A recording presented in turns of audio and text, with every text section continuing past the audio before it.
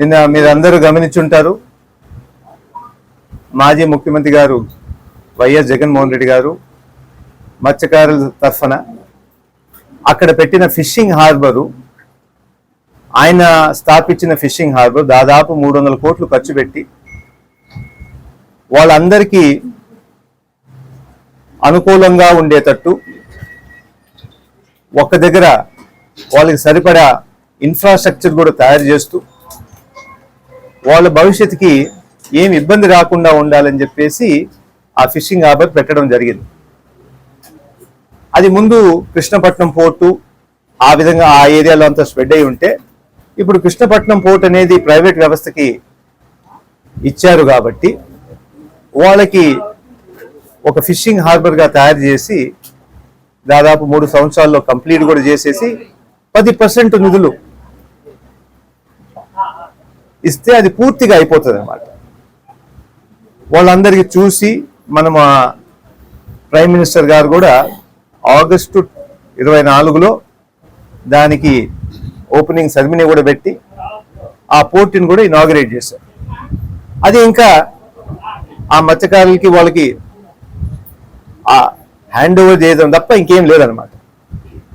కానీ కూటమి ప్రభుత్వం ప్రైవేట్ డిఫెన్స్ కంపెనీకి ఆ పోర్టులో 70 ఎకరాల్లో దాదాపు 30 ఎకరాలు ప్రస్తుతం వాళ్ళ హ్యాండ్ ఓవర్ చేస్తూ రాబోయే రోజుల్లో ఆ 30 ఎకరాలని 60 ఎకరాలు 100 ఎకరాలు ఏం చేయాలనేది కూడా ఆలోచనలో ఉన్నారన్నమాట.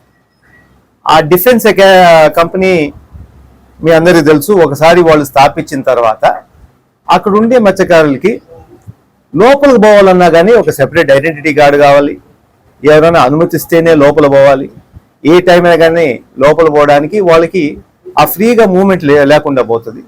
రెండోది ఉండే ఇన్ఫ్రాస్ట్రక్చర్ ఏముందో అవన్నీ వాడుకోవాలన్నా కానీ వాళ్ళకి ఇబ్బందికరంగా ఉంటుంది. ఇట్లాంటి పరిస్థితుల్లో మాజీ ముఖ్యమంత్రి గారు ఏం చెప్పారంటే, వీళ్ళకి పెట్టింది వాళ్ళ కోసం, అది తీసేసి వేరే వాళ్ళకి ఎందుకు ఇస్తున్నారు, అది కూడా డిఫెన్స్ కంపెనీకి. అట్లాంటి పరిస్థితి రాకుండా ఉండాలి కదా. పక్కనే కృష్ణపట్నం పోర్టు ఉంది, ఇంకోటి యూనియన్ గవర్నమెంట్ కూడా దుర్గారాజపట్నం అనుకుంటా కదా ఆ పోర్టు, రామాయపట్నం కాదు ఇంకో పోర్టు ఓన్లీ షిప్ బిల్డింగ్ కి కేటాయిస్తామని చెప్పి కూడా చెప్పారు. అట్లాంటి లొకేషన్ లో మీరు తప్పకుండా పెట్టొచ్చు. ఈ ఒక్క కట్టిన ఫిషింగ్ హార్బర్ అంతా ఇన్ఫ్రాస్ట్రక్చర్ చేసి కట్టిన తర్వాత ప్రైవేట్ వాళ్ళకి ఎందుకు ఇవ్వాలి? ఇక్కడ ఉండే 30,000 మందికి ఇబ్బందిగా ఉంటుంది, వాళ్ళ జీవితం కష్టమైపోద్ది. అందుకు దయచేసి చేయబాకండి, పెడితే వేరే దగ్గర పెట్టండి, లేకపోతే ఇంకోసారి మేము వచ్చినప్పుడు మాత్రం వచ్చే 3 సంవత్సరాల తర్వాత మళ్ళీ ఎలక్షన్ జరుగుతుంది, అప్పుడు మళ్ళీ వైఎస్ఆర్సీపీ వస్తుంది. ఆ టైంలో మాత్రం మళ్ళీ ఎవరు ముందుకు వస్తున్నారో వాళ్ళని తప్పకుండా పక్కనికి షిఫ్ట్ చేస్తామని చెప్పారు. ఒక 30,000 మంది మత్స్యకారులకి బాగు జరుగుతుందని చెప్పేసి ముఖ్యమంత్రి గారు చెప్పారు. అది ఆ ఫంక్షన్ తర్వాత మన ఆత్మకూరు ఎమ్మెల్యే గారు, స్థానిక మంత్రి అవన్నీ చెప్పకుండా ఓన్లీ మావి గన్లో ఒక గన్ను పట్టుకొని జగన్ గారిని ఎట్టంటే అట్ట మాట్లాడారు. ఆయన అనుకుంటే ఈ ఉండే 11 సీట్లు కూడా లేకుండా పోతుంది అని కూడా మాట్లాడారు.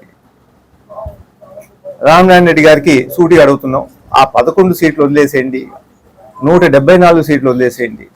నిజంగా మీకు అంత ధైర్యం ఉంటే ఈరోజు ఆత్మకూరులో ఎలక్షన్ పెట్టండి, ఎవరు గెలుస్తామో చూస్తాం. దాని తర్వాత మీరేం మాట్లాడాలో మాట్లాడండి.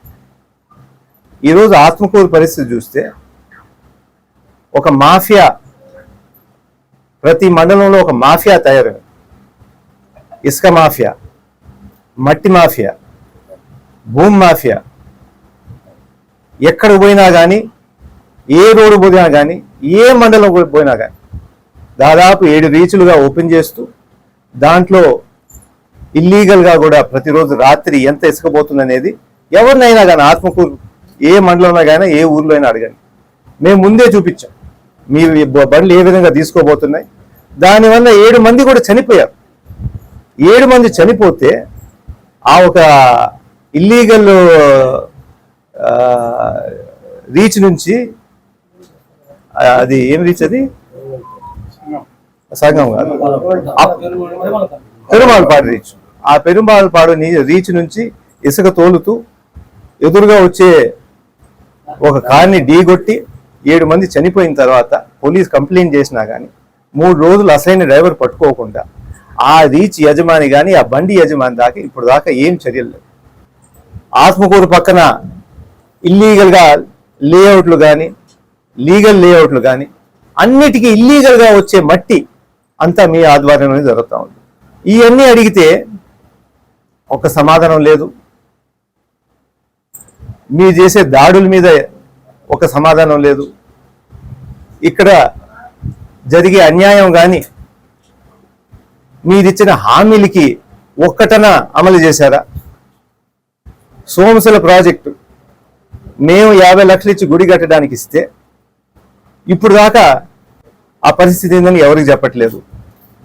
సోమశిల డ్యాము యాప్రాన్ ఎంత ముఖ్యమైందో మా హయాంలో టెండర్ ఇచ్చి అది సరిచేయాలని చెప్పేసి టెండర్ ఇస్తే మీరు వచ్చిన 2 సంవత్సరాలకు కూడా 1 కిలోమీటర్ కాంక్రీట్ కూడా లేకపోయినారు. ఆ రోజేమో పెద్ద పెద్ద మాటలు అన్నారు. ఈ సోమశిల వల్ల నెల్లూరు జిల్లా అంతా బతుకుతుంది, అక్కడ ఏమన్నా పొంగితే మొత్తం డ్యామే కొట్టుకోపోవచ్చు, వీళ్ళు అది కూడా పట్టించుకోవట్లేదు, 7 కోట్లు ఈట్లేదని చెప్పేసి ఆ రోజు పెద్ద ఆరోపణ చేశారు. ఈ రోజు మీరు 2 సంవత్సరాలు అయింది వచ్చి 1 కిలోమీటర్ అన్నా పోసారా? అది చేయలేదు. ఆ హై లెవెల్ కాని పనులు ఇప్పుడు దాకా దాని మొహమే చూడలేదు. మన మరిపాడికి ఆ రోజు ఎంపీగా ఉన్నప్పుడు రాజమోహన్ రెడ్డి గారు నాన్నగారు ఎంతో కృషి చేసి మేనిఫెస్టోలో ఎక్కించి హై లెవెల్ కెనాల్ తప్పకుండా రావాలని చెప్పి పనులు ప్రారంభిస్తే మీరు కన్వీనియంట్గా ఆ పేరు మార్చుకొని మీ పేరు పెట్టుకొని దాని తర్వాత ఇక్కడ ల్యాండ్ ఎక్విజిషన్లో ఏమీ అన్యాయం జరగవు ప్రజలందరికీ తెలుసు. దానివల్ల పనులే ఆగిపోయినాయి. ఇప్పుడు దాకా దాని మీద చర్యలు తీసుకోకుండా ఇక్కడుండే కష్టాలు ప్రజల కష్టాలు ఏముందో చూసుకోకుండా మీకు ఎందుకండి జగన్ గారి మీద విమర్శలు? మీరు సబ్జెక్ట్ మీద మాట్లాడండి. ఆ ఫెసిలిటీ కానీ ఆ ఫిషింగ్ హార్బర్ కానీ ఎవరు కట్టారు? అది ఎవరికి ఉపయోగపడుతుంది? దాని పర్పస్ ఏంది? ఈరోజు జగన్ గారు మాట్లాడింది ఏంది? దా సబ్జెక్ట్ మీరు చెప్పండి. మీరు మావిగన్ మీద సబ్జెక్ట్లో మాట్లాడతారా? మీరు డిబేట్ పెట్టండి, నేను కూడా వస్తాను. మీరు ఆత్మకూరులో పెడితే మన ఇద్దరం మాట్లాడతాం మావిగన్ గురించి. అప్పుడు ప్రజలే డిసైడ్ చేస్తారు కదా, మీరెవరు డిసైడ్ చేయడానికి? ప్రజలే చూస్తారు మీ పాయింట్లు ఏంది, మా పాయింట్లు ఏంది. దానివల్ల మన ఆంధ్ర రాష్ట్రానికి మేలా చెడు జరుగుతుందా అనేది డిబేట్ చేస్తాం. మీరు చెప్పండి డే టు టైము, ఆ రోజు వస్తాం, మన ఇద్దరమే డిబేట్ చేస్తాం. అంతవరకు చాలు. మీరు జగన్ గారి దగ్గర పోబడలేదు. మీకు నిజంగా 11 సీట్లు కూడా రావు అంటుంటే ఈరోజు పెట్టండి ఆత్మకూరులో ఎలక్షన్, ఎవరు గెలుస్తారో చూస్తాం. కస్టమర్లకు 100% నమ్మకం, మీరు పెట్టిన ప్రతి పైసాకి భరోసా మా VNR Palazzo grand. Nellore children's park road, Pinakini avenue, 5వ వీధి. నూతనంగా నిర్మించిన అధునాతన పలోజో గ్రాండ్ అపార్ట్మెంట్ లో ఫ్లాట్లు కలవు. ప్రభుత్వ అప్రూవల్ తో నిర్మించబడిన 5 ఫ్లోర్లలో లగ్జరీ అపార్ట్మెంట్ నెల్లూరు ప్రజలకు అందుబాటులో కలదు. నేషనల్ హైవేకి అతి సమీపంలోని వెన్నార్ పలోజో గ్రాండ్ లొకేషన్ నుంచి కేవలం 100-200 మీటర్ల పరిధిలో కార్పొరేట్ హాస్పిటల్స్, ఇంటర్నేషనల్ స్కూల్స్, కాలేజీలు, సూపర్ మార్కెట్లతో పాటు 1/2 కిలోమీటర్ దూరంలో రైల్వే స్టేషన్, బస్టాండ్లు, సినిమా థియేటర్లు, మాల్స్ అందుబాటులో. 5 ఫ్లోర్లలో నిర్మాణం. ఫ్లోర్ కి 6 ఫ్లాట్లు. ఒక్కో ఫ్లాట్ 3200 SFT తో నిర్మాణం మరియు ప్రతి ఫ్లాటు 4 బెడ్రూమ్లతో కూడినది. ప్రతి ఫ్లాటుకు విశాలవంతమైన 3 బాల్కనీ, సిట్అవుట్లు కలవు.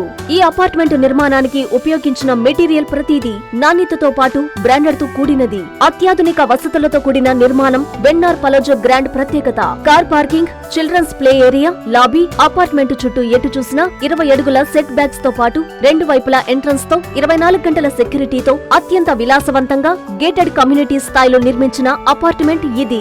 Ready to occupy. పూర్తి వివరాలకు సంప్రదించండి. Phone number 9963337753.